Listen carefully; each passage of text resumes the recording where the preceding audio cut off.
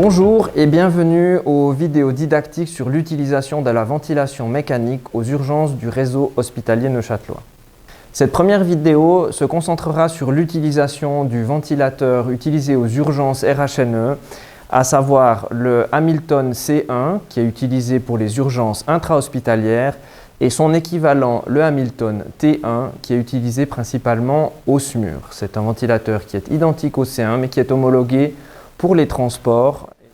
Le Hamilton C1 est un ventilateur compact équipé d'une turbine électrique fonctionnant sur secteur ou sur batterie d'une autonomie de 4 heures. Son principe est simple, la turbine génère une pression et des valves régulent le flux d'air entrant ou sortant en direction du patient. On enrichit ensuite le mélange avec de l'oxygène.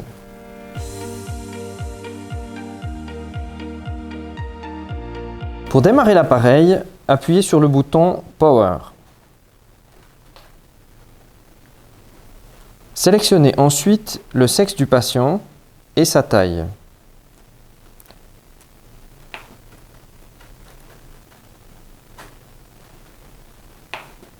Notez le poids idéal calculé, il vous sera utile par la suite. Choisissez le mode VPC pour un patient intubé ou VNI pour une ventilation non invasive. Ces modes de base seront détaillés dans une autre vidéo. Vérifiez puis modifiez si nécessaire les réglages de base du mode choisi sur les roulettes de sélection à droite de l'écran. Il suffit de cliquer dessus avec le doigt, de régler avec la molette et d'appuyer sur celle-ci pour valider. Cliquez ensuite sur Départ ventilation. Une fois la ventilation débutée, on peut changer de mode ventilatoire en cliquant sur Mode en haut de l'écran. On retrouve les roulettes principales de réglage sur la droite pour les fonctions courantes. Pour les réglages fins, plutôt destinés aux usagers aguerris, cliquez sur Réglages. Parmi les boutons du ventilateur, on notera le verrouillage de l'écran tactile, l'activation de la nébulisation et l'interruption des alarmes. Sur l'écran principal, on trouve les informations suivantes. La pression de pointe correspond à la pression maximale lors de l'insufflation. Le volume minute expiratoire, qui est le volume cumulé insufflé en 1 minute. Le volume courant, qui est le volume insufflé à chaque ventilation. La fréquence respiratoire. La courbe de pression dans les voies aériennes et la courbe de débit dans les voies aériennes. Il existe 2 fonctions de surveillance supplémentaires particulièrement utiles à connaître, notamment pour le SMUR. Uniquement sur le Hamilton T1, on trouve la consommation d'oxygène qui s'accède sous Système, puis sous Info. Cette valeur s'affiche après 5 minutes d'utilisation en litres par minute.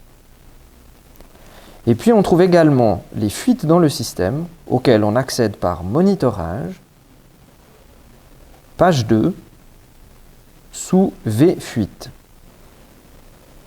Attention, surtout en ventilation non invasive, la consommation d'oxygène augmente massivement en cas de fuite et il n'est pas rare que la réserve en oxygène se vide en quelques minutes.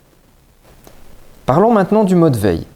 Le mode dit veille permet de faire une pause dans la ventilation mécanique sans arrêter l'ensemble de l'appareil. Cela est fort utile lors du changement de connexion des voies aériennes pour éviter par exemple la diffusion d'aérosols ou lors du passage de la ventilation non invasive à une intubation. Cliquez sur le bouton principal Power, puis cliquez sur Activer veille. La ventilation s'arrête, mais tous les réglages restent enregistrés. On peut procéder à des changements de mode ou de réglage en mode veille. Pour reprendre la ventilation, cliquez sur Départ ventilation. Le Hamilton C1T1 propose 2 grandes catégories d'alarmes. Les alarmes jaunes sont de moindre gravité. Les alarmes rouges indiquent des perturbations critiques. Les alarmes doivent être réglées de manière pertinente par le menu Alarme. On peut définir la valeur haute et la valeur basse de chaque alarme. En ce qui concerne le réglage des alarmes, le principe de base est si j'insuffle en pression, alors je surveille en volume, ou vice-versa. Attention, le bouton Auto permet de centrer les alarmes autour des valeurs actuelles du patient. Si votre patient est très instable, ces valeurs peuvent être très perturbées et avoir un impact néfaste sur les alarmes.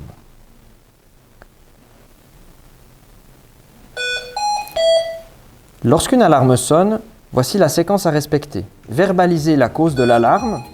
Volume bas. Quittancer l'alarme, la rendre silencieuse. Analyser la cause et corriger la ventilation ou si besoin, modifier les limites de l'alarme.